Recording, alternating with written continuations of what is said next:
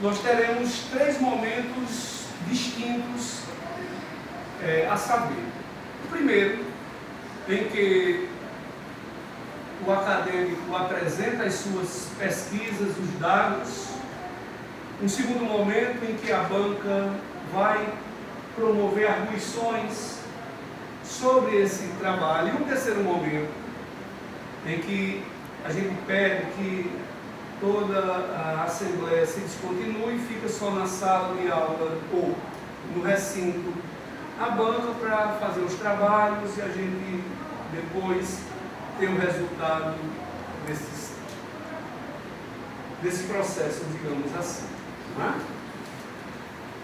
No trabalho de conclusão de curso hoje, nossa acadêmica Maria Williane Lopes estará apresentando um estudo da herpetofauna.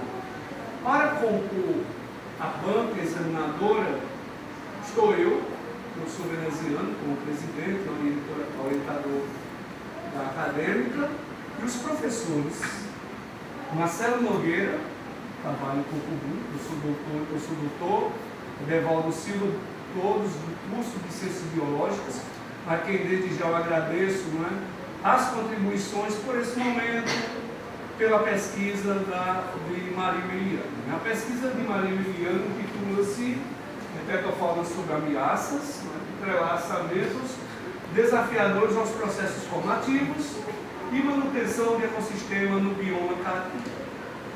Maria Williane tem em torno de 20 minutos para apresentar as ideias da pesquisa. Boa apresentação. Bom dia a todos. Eu me chamo Maria Williane Lopes, sou graduada do curso de Licenciatura em Ciências Biológicas e o meu trabalho de conclusão de curso é intitulado Herpetofauna sobre ameaças, entrelaçamentos desafiadores aos processos formativos e manutenção de ecossistemas do bioma caatinga. Teve como professor orientador do veneziano em Souza Rego. Aqui está a estrutura do meu trabalho. Em primeiro momento, é interessante a gente observar alguns contextos. Entre eles, a herpetologia é uma área que se abrange diversas outras áreas e é um estudo novo que tem ganhado cada vez mais força no Brasil devido à grande riqueza que esse país apresenta. Em território brasileiro, a gente tem cerca de 800 espécies de répteis e 1.100 espécies de anfíbios. Os conflitos. Dentro dos biomas, essas espécies são diversas e desempenham papéis importantes. E na caatinga, a herpetofauna também desempenha um papel crucial. De acordo com dados do IBGE Educa, os répteis correspondem a 107 espécies e os anfíbios 49 espécies. Contudo, essas interações muitas das vezes são conflitantes, gerando alguns conflitos, como os conflitos etnoherpetológicos e socioecológicos, que é o que esse trabalho aborda. Como justificativa, eu trago a necessidade da investigação da interação entre as medidas culturais e os maus tratos a esses animais. Por quê? Por conta que durante o meu ensino básico eu não vi tanto essa questão dos maus tratos e também se vê essa necessidade de compilar situações de vulnerabilidade dos conflitos. A relevância da minha pesquisa está na perda da diversidade e desequilíbrio dos ecossistemas, mas não somente isso, está também na contribuição da percepção dos processos formativos com políticas públicas e defesa desses animais. Como eu estava falando, a motivação para que eu fizesse esse trabalho está no meu fascínio profundo pela herpetofauna desde os primeiros períodos da faculdade, durante as minhas experiências pessoais também, onde eu vivenciei no ciclo as primeiras interações complexas entre os animais da herpetofauna e os seres humanos. E com tudo isso, eu percebi também a carência de políticas públicas e também falhas no ensino básico, que não trata dos maus tratos, da violência do que esses animais sofrem. Então, tudo isso foi motivado para que eu investigasse os conflitos da caatinga e seus impactos. O meu programa de pesquisa em hipótese se dá no seguinte ano. Questione-se em que medida os conflitos etnoherpetológicos e socioecológicos residem os processos formativos culturais e sensíveis às perdas de biodiversidade de répteis e anfíbios em ecossistemas de caatinga. Com isso, ajuíza-se se processos formativos culturais naturais insensíveis às perdas da biodiversidade de répteis e anfíbios, menor percepção ecológica dos ecossistemas de caatinga, então elevado grau de conflitos etnoherpetológicos e socioecológicos, em detrimento da herpetofauna, dado o enfraquecimento da defesa de qualidade ambiental como exercício da cidadania. O objetivo desse trabalho foi compilar situações de vulnerabilidade na herpetofauna, através do diagnóstico de conflitos etnoherpetológicos e socioecológicos, e prognosticar soluções relacionadas à educação, da adoção de medidas pela educação de qualidade cidadã e a manutenção da biodiversidade de répteis e anfíbios. No referencial teórico, a gente teve 5 pontos, entre eles o abordado do Alves Ezequiel 2010, trazendo a etnoherpetologia como a interação do homem com os anfíbios e répteis, no que diz respeito ao seu conhecimento, utilização, classificação e convivência. Segundo Alves também, Ezequiel 2010, ele traz os conflitos etnoherpetológicos com as necessidades e comportamentos dos animais que vão se chocar com os objetivos dos seres humanos. Taylor também traz, só que dessa vez falando sobre os conflitos socioecológicos, mostrando os valores ou necessidades sociais que entram em conflito direto com as questões ambientais e ecológicas. O sistema socioecológico abrange um conceito que integra os processos socioeconômicos e os biofísicos, refletindo valores e políticas de governança e relações econômicas de acordo com o Bushfest 2014. No bioma caatinga, a gente tem diversas formas de caracterizar, e uma delas mais conhecida é o termo província, de acordo com o habitat, mas tem outros autores que podem classificar como ecorregião, bioma ou província. No âmbito da educação ambiental crítica, ela vai se apresentar por uma perspectiva emergente, onde vamos ter a análise e a reflexão, promovendo a conscientização e o questionamento de diagnósticos ambientais, procurando alternativas. Adicionalmente, a gente abraça o conceito dos chaves, como a sustentabilidade, o socioambientalismo, as sociedades sustentáveis e uma abordagem também interdisciplinar. Segundo Lima, problematiza as origens dos desdobramentos políticos culturais, os argumentos e os movimentos sociais que formataram a realidade educacional e ambiental brasileira.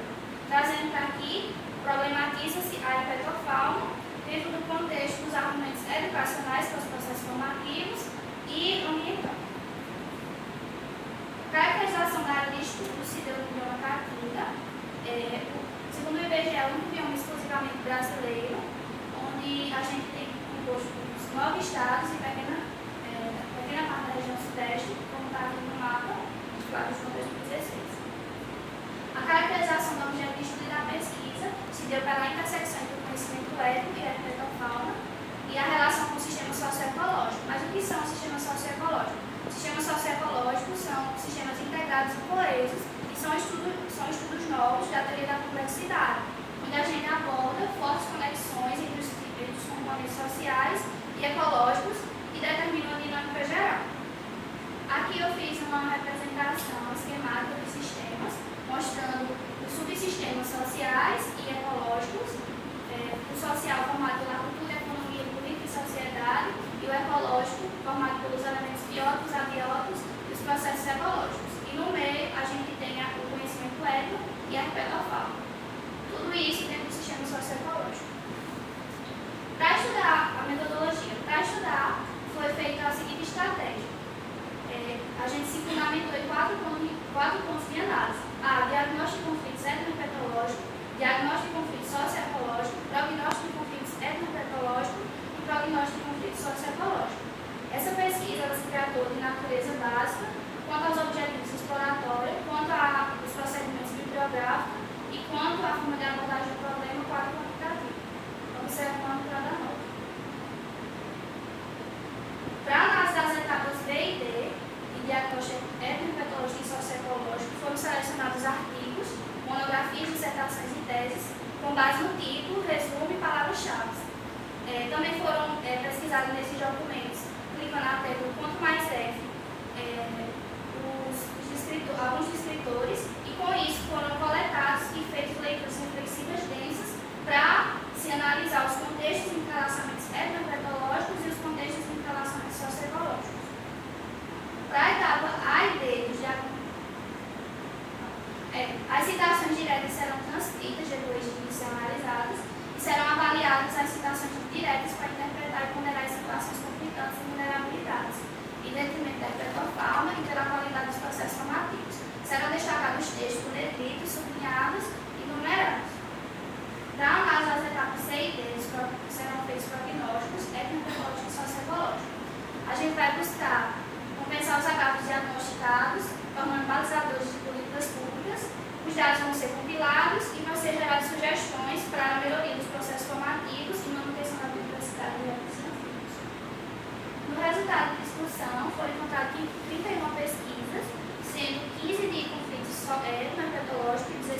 conflito socioecológico, identificou somente 5 situações conflitantes e vulnerabilidades. Nesses estudos também se destacaram os termos desertificação e desmatamento, onde foram situações recorrentes e duplas, ou seja, estavam tanto no sistema socioecológico dos conflitos ambientais e socioambientais, como também nos etnoambientológicos. Dentro do diagnóstico de conflitos etnoambientológicos, verificou-se 46 situações de risco e vulnerabilidades para a etnofauna e também identificou-se uma lacuna ao não considerar a educação como um elemento conflituoso. Dentro de Anura e de Gimnofiona, foi verificado que os anfíbios eles foram os menos citados, com 9,52% em comparação aos répteis, 90,47%, sendo para Anura apenas uma citação e Gimnofiona também apenas uma. Por Odella não foi citada e se justifica por conta do recorte espacial desse estudo que não agrupa essa obra. As situações elas são impactantes devido à recorrência da desconsideração do conhecimento científico e as crenças. Aqui está a tabela, onde a gente tem a formatação dos entrelaçamentos etnopetológicos delimitados e sublinhados à direita e à esquerda, as vulnerabilidades ponderadas e numeradas para anfíbios, e assim se serve para as outras classes também. Para Crocodile e Quelônia, a literatura científica abordou 10,52% das menções, normalmente em contextos religiosos ou de caça. Para o escamata, as serpentes foram a que tiveram mais menção, sendo predominantes com 42,10% das menções. Anfisbene não é citada de escamata e escamata ao todo foi 78,94%. De acordo com o AUS de 2010, as serpentes elas têm diversas visões, podem ser vistas como sinal de renovação de saúde e em algumas culturas ela pode ser vista também como sinal de medo, de aversão. Então isso reflete a influência cultural, a percepção desses animais e reflete também no dado. Para os lagartos, foram representados por cerca de 36,84%, destacando sua importância nas interações humanas e questões de conservação. Passos 2015 relata que os répteis muitas vezes necessitam de abordagem no ensino de ciências e biologia na educação básica para que a gente consiga lidar com as percepções errôneas, como periculosidade dos lagartos e resultar em atitudes benéficas e não prejudiciais à sobrevivência desses animais. Dentro do diagnóstico de conflito socioecológico, a gente dividiu em conflitos ambientais e conflitos socioambientais, porém não é indicado que faça isso, mas para ficar mais didático, a gente dividiu assim. Verificou-se 49 situações conflitantes e vulnerabilidades dos conflitos socioecológicos e os termos desmatamento e desertificação foram frequentes, tanto nas discussões dos conflitos ambientais quanto nos conflitos socioambientais. Os conflitos socioecológicos apresentaram falha também ao não considerar a herpetofauna dentro do espectro dos conflitos, negligenciando a herpetofauna. Dentro do subsistema dos conflitos ambientais, foi averiguado muitos impactos ambientais, sendo frequente o termo desertificação. Segundo a Albuquerque 2020, a desertificação é um problema ambiental que gera impactos sociais e econômicos. Com isso, ele enfatiza a necessidade de abordagens mais holísticas e medidas preventivas para mitigar os efeitos da desertificação e proteger essas áreas. O subsistema dos conflitos socioambientais teve destaque para a disputa entre os grupos sociais, com o controle dos recursos naturais, os impactos ambientais e os usos dos conhecimentos ambientais, mostrando o contexto que esses conflitos estão inseridos.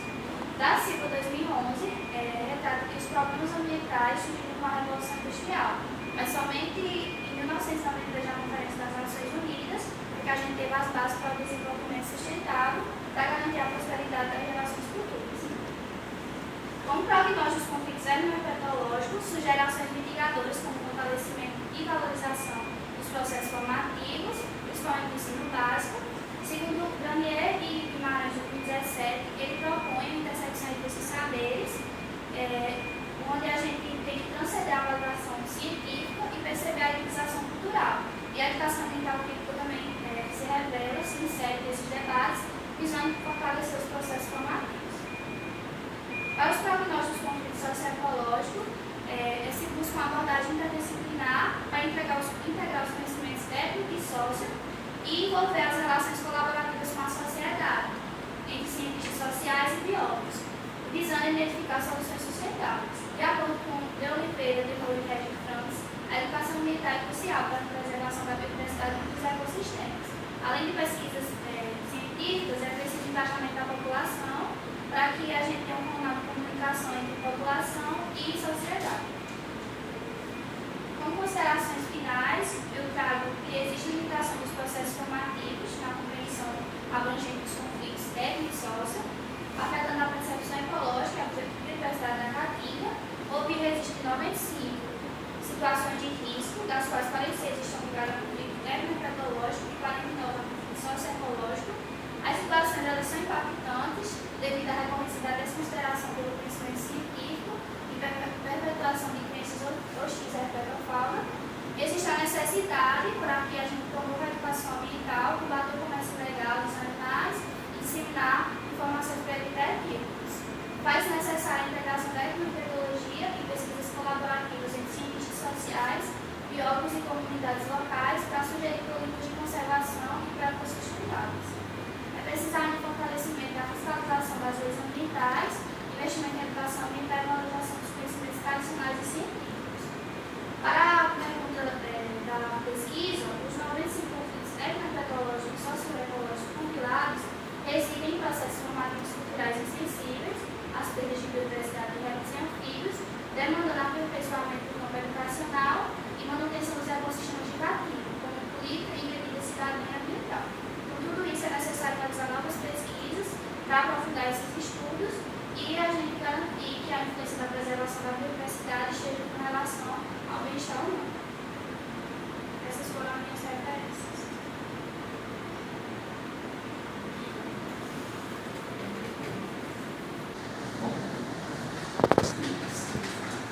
Iniciando, passo a palavra ao professor Marcelo. Bom dia a todos. Bom dia. Em primeiro lugar, agradecer a Eliane pelo convite, agradecer a Eliane pelo convite. É um tema que eu trabalho fazendo há alguns anos. Tema que eu estou falando, né?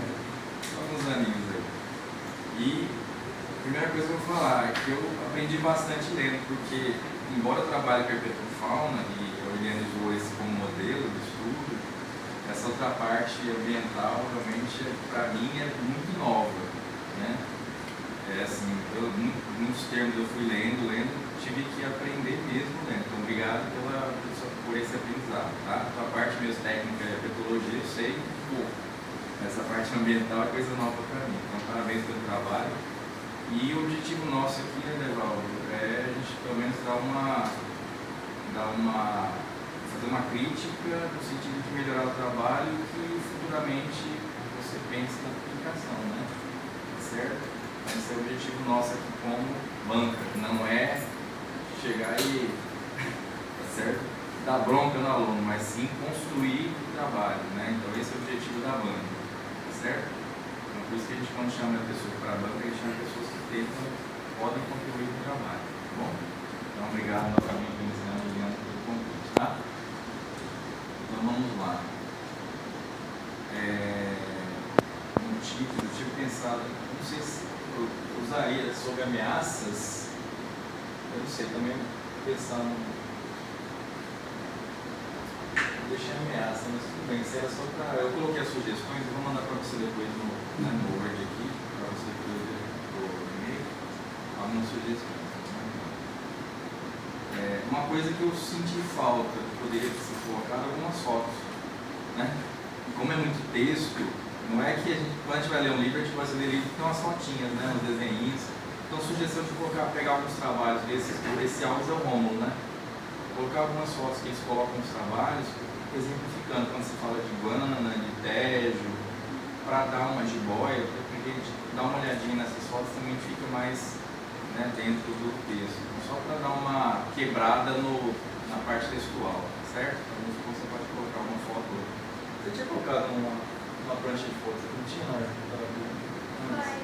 Mas você não apresentou isso, não, né? No sumário. Passou esse sumário? Eu não vi? Viu? Passou. Nossa, verdade, né? É fim de semestre, na verdade. Então vamos lá.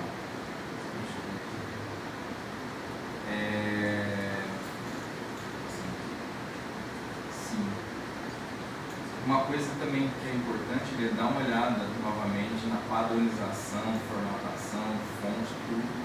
Leia 5 vezes se for preciso, 10 vezes se for preciso, né? Porque o que acontece? Como é um documento que vai ficar guardado aqui na universidade, outras pessoas vão consultar. Então, a forma da padronização é importante. Isso mostra, né, o zelo que a gente tem pelo trabalho, tá? Então, alguns locais estão com fonte diferente, dá uma olhadinha nisso.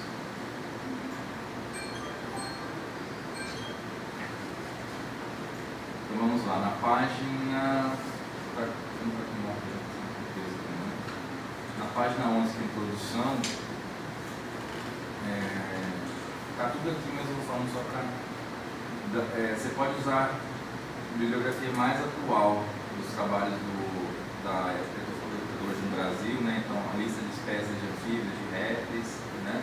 Usar esses trabalhos mais recentes. Então, tem trabalhos de 2022, né? Então é uma coisa também que você pode modificar aí para deixar mais ainda enfatizada a importância, né? E mostrando como a herpetologia no Brasil cresceu muito nesses últimos anos, né? Então a gente tem aí, no Brasil hoje, o país com a maior diversidade de herpetofauna de todo mundo, né? Só de anfíbios a gente tem 1 em cada 7 espécies do mundo tem no Brasil, né? Muita coisa, né? O Brasil é chique demais de diversidade, tá bom? E aí, na hora que você fala da herpetologia no Brasil, eu senti falta de você já falar da herpetofauna na caatinga, mas aí eu fui ver lá na página 15 e na página 11, que você fala, né, de forma bem rápida sobre a herpetofauna na caatinga. Também que é muito importante você dar essa enfatizada, porque você fez toda a pesquisa bibliográfica em função da caatinga, né, trabalhos na caatinga, certo?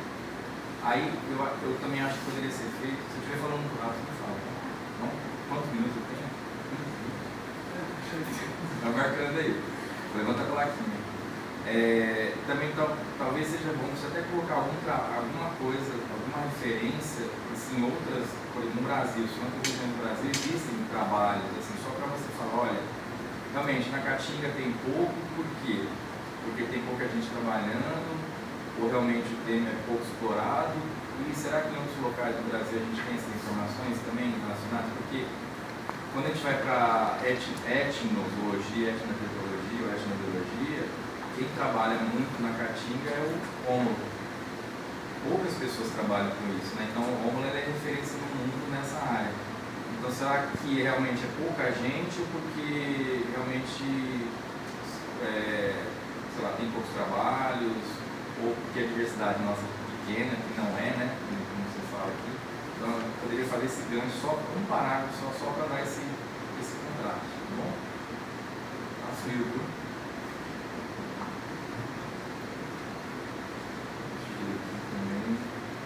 Com alguns locais também colocar, ver se as referências, se existem referências mais atuais, né? Então, tem na página 12, tem uma referência de 2010, do Alves Souto Mourão. Ver se tem alguma coisa também que dá para fazer, né, essa junção de coisas mais atuais. E na página 12, eu achei lindo esse parágrafo que você escreveu, desde o início da minha graduação, Agora eu acho importante você colocar isso num local, não porque ele está na introdução, né? Talvez justificativa, colocar um tópico justificativo e você coloca, tem pouca coisa, porque tem pouca coisa, é importante, e além disso a parte realmente da sua vivência, né? Isso como introdução, aqui talvez não fique compatível. Bom, mas eu achei muito bonito esse parágrafo, tá? E ontem mesmo um funcionário aqui, esse funcionário mandou uma mensagem: professor, apareceu essa jiboia aqui no meu sítio de Quixaba. Eu falei, legal. Aí eu fui ver, era uma jararaca. Não mexe nesse bicho, por favor. Tá, aí, você tem como vir buscar? Eu falei, olha, não tem como ir agora não, estou dando aula, né? Aí ele falou assim, olha, então o que eu vou fazer? tem cachorro aqui em casa, no sítio. Aí pegou, deu uma bordolada no bicho, matou, né?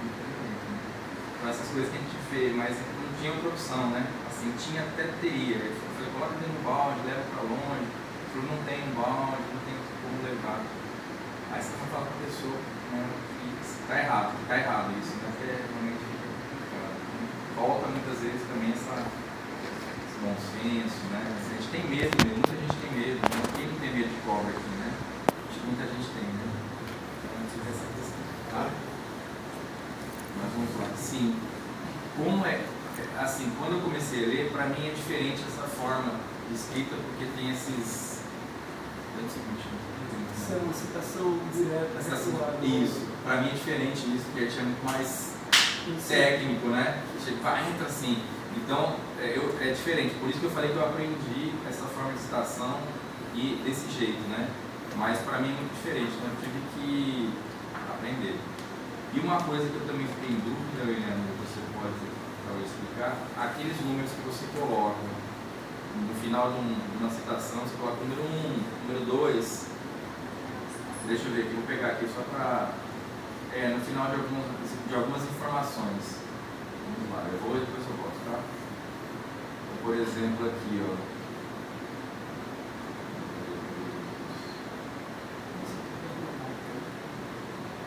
Pode ser também, pode ser.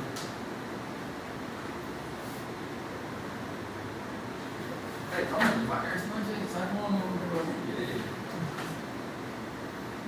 É só para...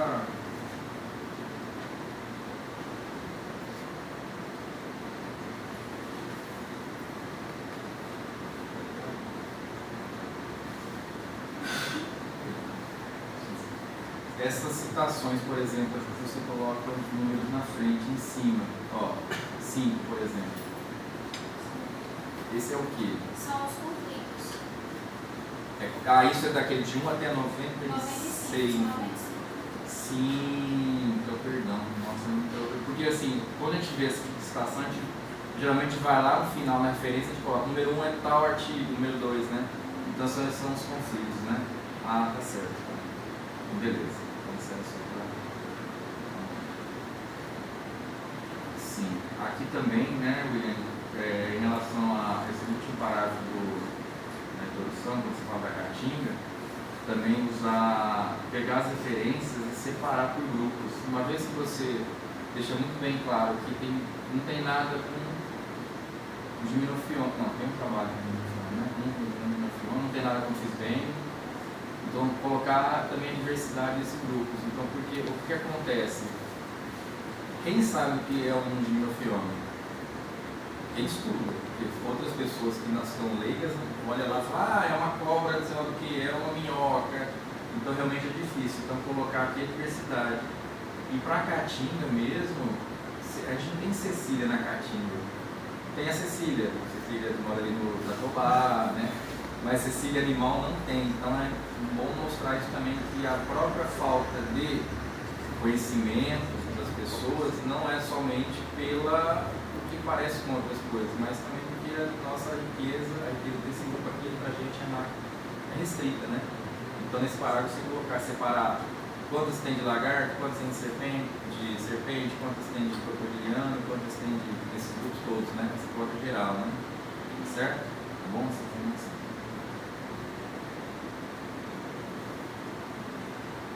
Bem legal esse feito, né? Bem legal. Então, novamente, eu aprendi bastante. Eu até fiquei em dúvida, dizendo, seu sobrenome é assim? No final eu achava que era no E. É no O, né? Não, é no primeiro E. Ah, é no E. Ah, tá. Então tá no primeiro E, então tá certo. É no primeiro E. Para o círculo que se acentuado. Sim. Aqui eu tinha ficado em dúvida também esse grifo nosso. Foram vocês que colocaram para deixar bem, né? Bem claro, né? Tá. Então eu fiz assim, como eu falei, eu fiz algumas observações e correções direto no texto, está em vermelho aqui, ó. Aí você vai depois no original e olha, certo? Para organizar isso. Eu vou mandar essas informações, nem vou ficar. Ah, tá faltando um L aqui, um R, isso aí é para vocês depois, tá?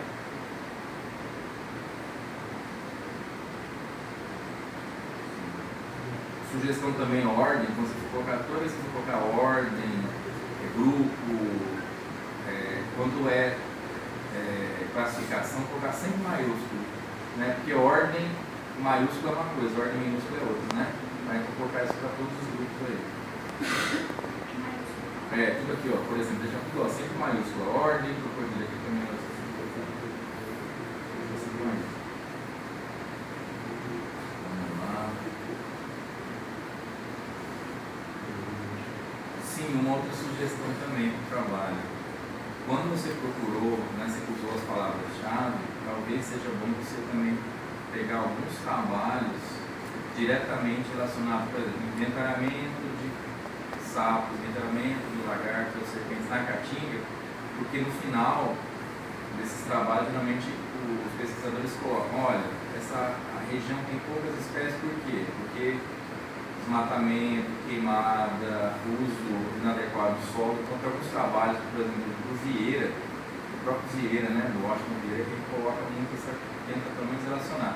Só que o trabalho é sobre inventariamento, não é sobre os impactos, mas às vezes existe um parágrafo no finalzinho que ele coloca para relacionar, né? Tá certo? Se você não tiver, eu posso depois mandar para o meu trabalho, tá bom? Como eu falei, é bem diferente para mim a forma, porque você devolve como é que você trabalha, mas para mim é muito diferente, faz o negócio tudo muito direto, né? E você deu bastante, né? Isso dá para perceber que você deu bastante mesmo, tá? Em função lá das referências, que é importante, né? Então, um bom trabalho, para ser feito, realmente tem que ser bastante livre, ler muita coisa. Não adianta eu fazer um trabalho e que eu não consigo depois discutir com o trabalho. Algumas vezes é realmente por falta de informação na literatura, mas a própria falta de informação você consegue, né, tirar, no caso aí, consegue estruturar bem, discutir bem, né? Então, alguns parágrafos longos, eu não sei também como é que é a forma de citação, olhando aqui, por exemplo, os parágrafos, né? Eu achei que ficou muito longos, não sei se pode se quebrar esses parágrafos, porque você seguiu, acho que a BNT, não foi? Não sei como é que é a BNT, desculpa a BNT, mas eu prefiro seguir os artigos mesmo direto, que eu já prepara na forma de artigo e já manda, porque para a BNT eu acho bem complicado, desculpa,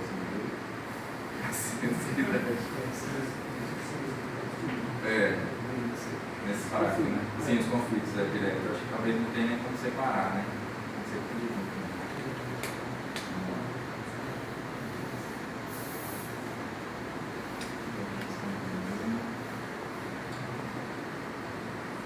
Aqui, eu não entendi, depois você dá uma lida novamente nesse trecho, eu vou mandar para você. Tá? Tá certo,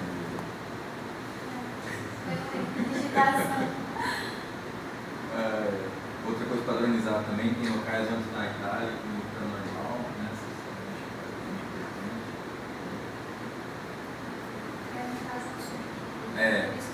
Sim, mas você vê se todos estão assim, desse jeito, né? Tem lugares que não tem.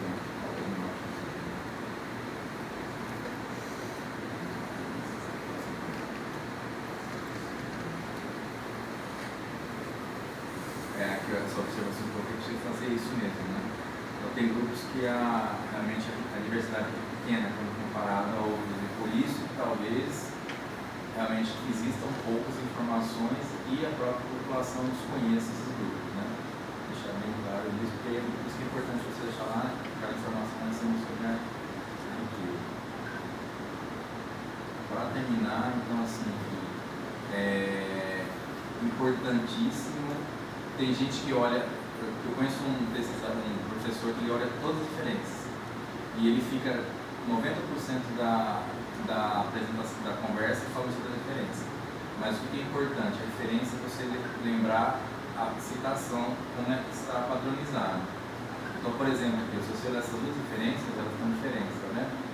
Então, deixar padronizado, E também o uso do et al, que é importante. Não sei como é que na BNT é a partir de 4 ou a partir de 3? 3, né? Então, vamos ver essa informação. Que aqui, por exemplo, ó, esse aqui é o trabalho do Washington.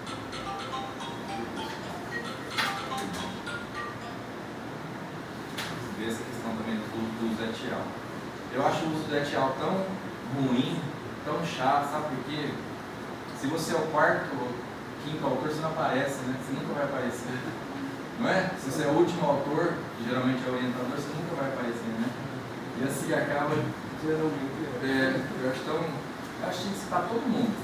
Na citação do texto, sim, et al, né? Mas nas referências, todo mundo, porque você deixa o pessoal de fora. Imagine aqui, você é o último autor desse trabalho, o Pennington. Ele nunca vai ser citado. Então, se dar uma olhadinha, eu coloquei algumas informações aqui que eu em dúvida, tá bom? Beleza? Então, padronize. Primeiro e último, né? Tá, então dá uma olhada, todas as diferenças. E é isso, Guilherme. Assim, aspectos técnicos. Oi, meu nome é Siri. Como posso ajudar você? Aspectos técnicos, assim, eu não achei problemas na escrita, né? Bem tranquilo.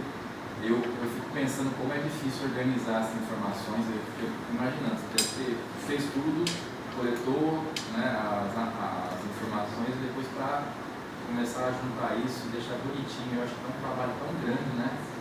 Então, assim, eu imagino assim, o esforço que você fez. Então, parabéns, né, por isso aí, pelo trabalho, quanto você leu, né, que é importante.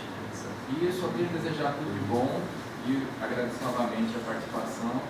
Se precisar de material relacionado à Hyperprofound, né, da Caatinga, a gente praticamente tem tudo, né? Não, tem tudo sobre isso. E se tiver dúvida, alguma informação sobre isso, eu posso ajudar. Tá? Então, obrigado, Elisiane, Juliane, Evaldo. Quero agradecer ao professor Marcelo pelas considerações. É claro que nós anotei aqui o barco e outra serão internalizadas, né? Justamente o professor Marcelo tem um domínio técnico inegável da área. Agradecemos ao professor Marcelo, chamamos pedimos agora o apoio do professor Evaldo para fazer as suas considerações em relação ao trabalho do professor Evaldo. Primeiro eu queria agradecer ao convite da Elisiane e do o seu trabalho está muito bom, gostou muito de ler. Realmente você fez uma função multidisciplinar. Então, para quem lê, eu e Marcelo, a gente exige um pouco de uma análise mais cuidadosa, porque enquanto Marcelo se afiniza com essa parte da educação, eu me afinizo tanto com a parte herpetológica. Então, o trabalho multidisciplinar tem essa capacidade, né, de uma banca unir pessoas de especialidades diferentes. Então, vou fazer algumas sugestões, aí você analisa com bem se são pertinentes, mas são sugestões, certo? São pequenas sugestões, porque eu acredito que a leitura do seu trabalho, a gente lê e a gente percebe uma fluidez, uma facilidade de entendimento. No título, Liliane, eu gostei do título, só que o termo formação, processos formativos, quando a gente lê, a gente não compreende bem quais são os processos formativos. Fica uma dúvida, a gente vai entender mais o que seria na metodologia. A minha sugestão se deixar o processo formativo no título, seria interessante lá na metodologia, não como você fez com o conceito de natureza, você explicou para você o que é natureza. Seria interessante você explicar para você o que é processo formativo. Porque tem vários processos formativos, mas aí se você especifica uma metodologia, é mais interessante para o leitor. Porque o seu leitor ele vai ser ou da área da educação ou da área de herpetologia. Então ele vai ter a mesma dificuldade que eu e Marcelo tivemos, né? Então se você facilitar a leitura, fica melhor. No resumo, ele está bem escrito, Eu só sugeri algumas modificações, aí eu vou passar esse papel depois, que é para você deixar as sentenças mais conectadas. Então, você começa a falar dos estudos anteriores, aí depois você passa a falar do seu estudo, e aí o leitor não entende quando você começou a falar do seu. Aí é bom você usar alguns conectores que facilitam essa separação, né? Você está lá no universo macro, aí você passa a falar do seu. Quando você fala da metodologia, você diz assim, ainda no resumo, né? Utilizando uma abordagem básica exploratória. Esse termo abordagem básica, por estar no resumo, talvez ele possa pode minimizar a sua metodologia. Talvez seria bom evitar, porque o resumo, ele é a parte do seu artigo, quando você publicar, que o leitor vai ter o primeiro contato. Então seria bom você evitar esse termo abordagem básica, porque o seu trabalho não foi básico, né? O trabalho teve uma complexidade. A lista de figura também precisa rever, Marcelo já citou, algumas numerações não está batendo, mas isso acontece porque a gente mexe muito, né? Mas fez sua correção final, dá uma olhada se a numeração da figura 2 realmente está lá naquela página que você indica. A lista de quadro talvez não seja necessária, porque o só tem uma, né? Então a lista de tabela. Né? Geralmente eu recomendo para o aluno colocar a lista quando é de 5 para mais. Quando tem menos de 5, a leitura do leitor é fácil para encontrar. Só se o trabalho tiver muitas páginas. O sumário também, dá uma olhada na numeração quando você finalizar. A introdução.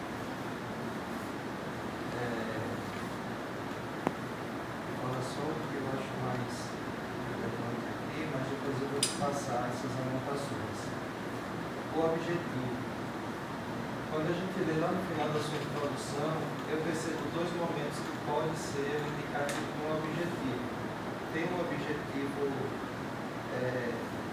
tem um parágrafo que ainda não é objetivo, que você diz assim, esta pesquisa investiga a interação entre medidas culturais e os maus tratos à heterofauna. Então, quando você diz assim, essa pesquisa investiga, aí você já está entrando no campo do objetivo, mas eu vejo mais no final, eu vejo que tem um objetivo realmente. Talvez você mudar essa sentença inicial para que o leitor entenda que não é ainda o objetivo, né? Porque senão fica parecendo que tem 2. As hipóteses também eu entendi essa questão das siglas que você usou, x1, x2, y e n, só que eu acho que para o leitor ele possa ficar confuso o que quer dizer essas siglas. Eu entendo que isso tem a ver com a formação, com a estrutura da hipótese, né? Mas talvez quando você for publicar, talvez o avaliador do artigo, ele possa achar um pouco não comum. Porque quando você lê um artigo na área, você não vê essa sigla específica, né? Talvez você não citar a sigla e deixar mais coeso, que a leitura vai entender que é cada parte dessa hipótese. Metodologia.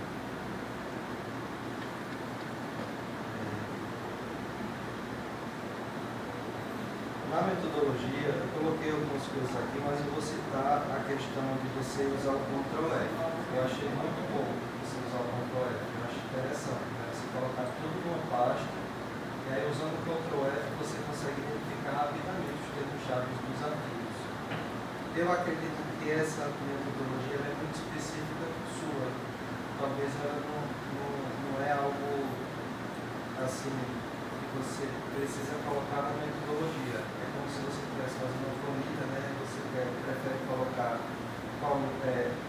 cabeçalho da coluna ao invés das linhas. Então é algo muito específico.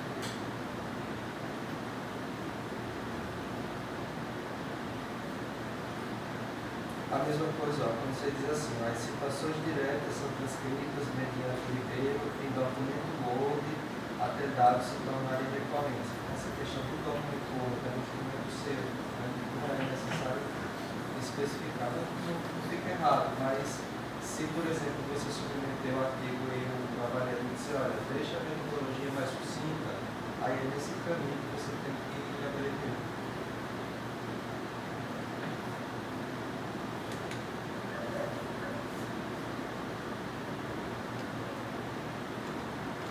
Agora eu vou falar um pouco sobre os resultados.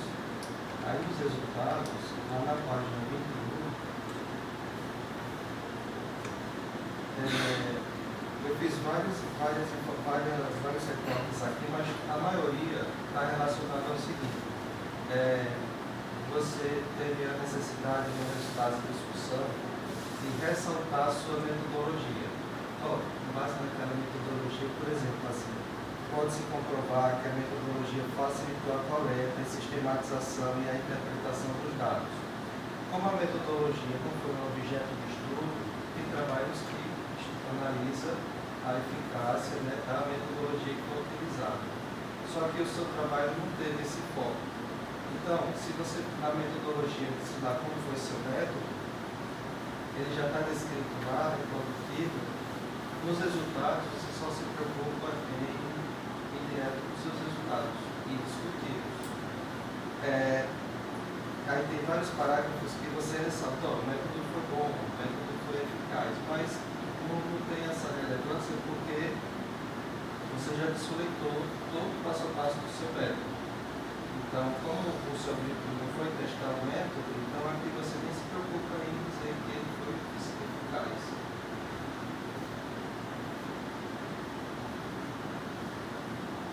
Aí os resultados, você colocou, você organizou sobre tópicos. Aí você criou o tópico anfíbios, anura e gimnoviona, né?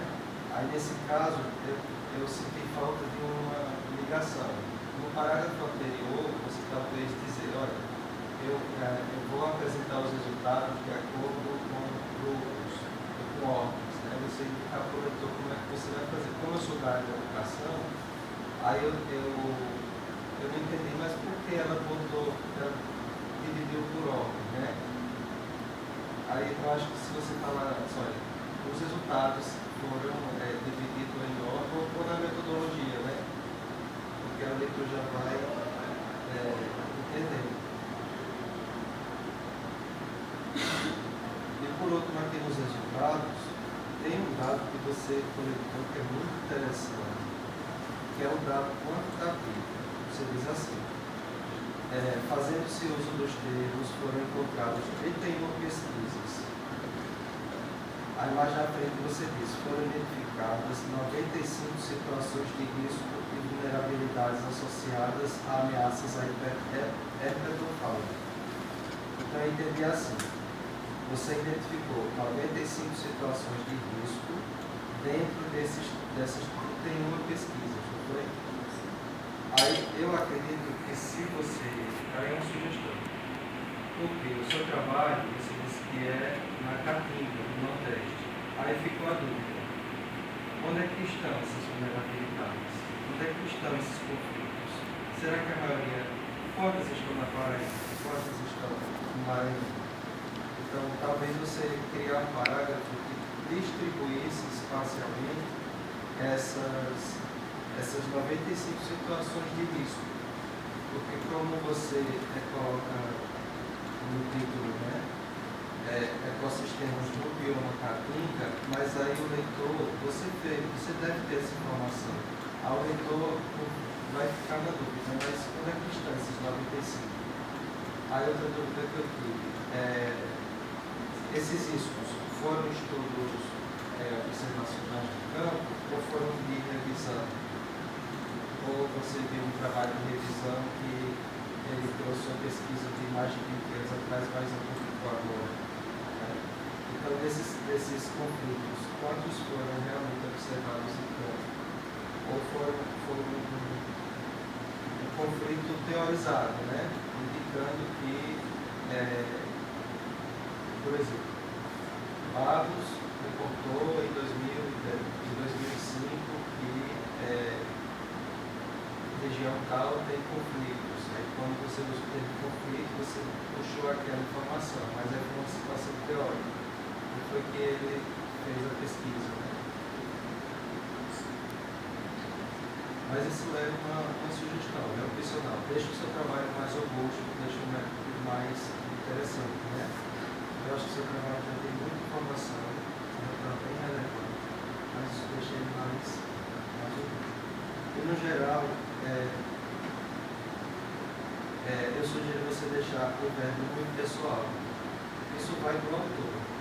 Como o seu trabalho mistura educação com a tecnologia, a educação permite essa licença de você falar na terceira pessoa. Então, encontramos, fomos, observamos, pode acontecer, é profissional. Mas a depender do periódico, aí você vai olhar o perfil lá do periódico. Se o periódico publica mais na área unipessoal, aí você torna ele pessoal. Então você olha primeiro o periódico. Se ele publica conjugado, você deixa assim.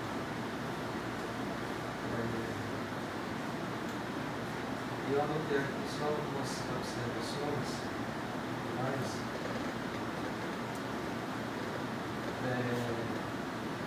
Marcelo, é interessante as fotos que Marcelo indicou. Eu só sugiro que quando você for pegar essas fotos, você olhe se o periódico que publicou o artigo tem nada escrito que ele publica e tem artigos como que ele permite que você pegue lá sem direito autoral.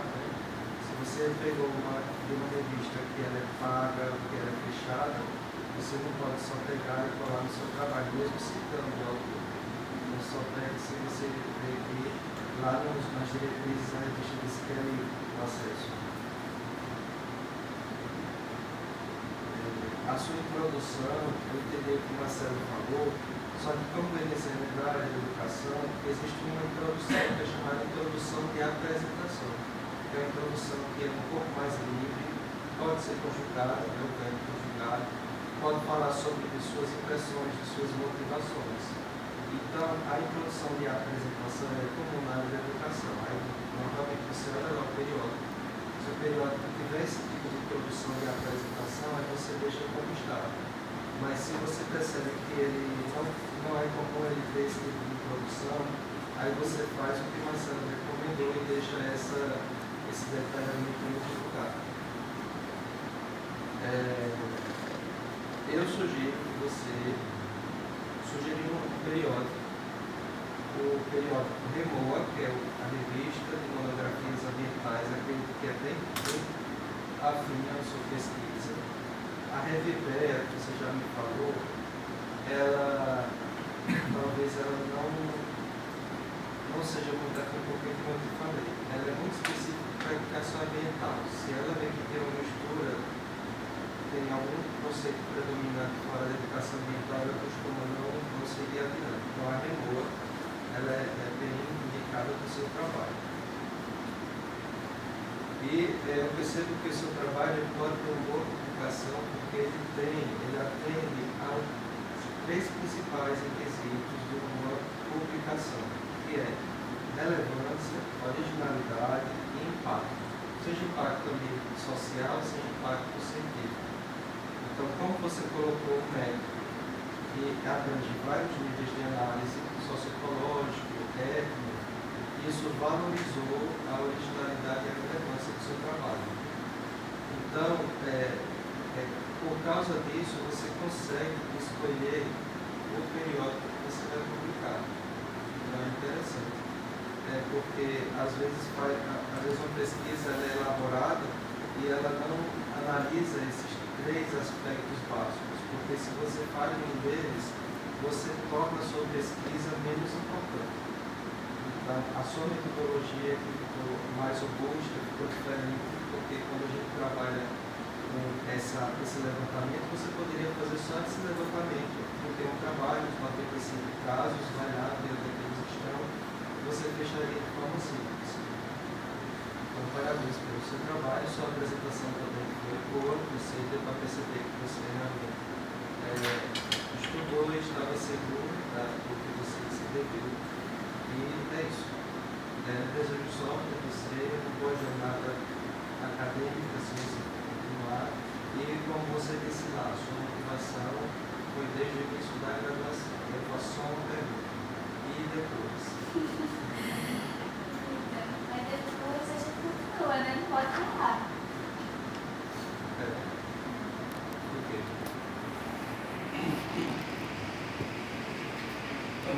professor Evaldo, das sábias reflexões, não é? No trabalho de Mário Liliane. Nesse momento a gente entra na terceira parte, não é, Evaldo, do trabalho. Eu peço gentilmente a todos que, por gentileza, se descontinuem do ambiente, para que a mesa possa, a banca possa fazer análise.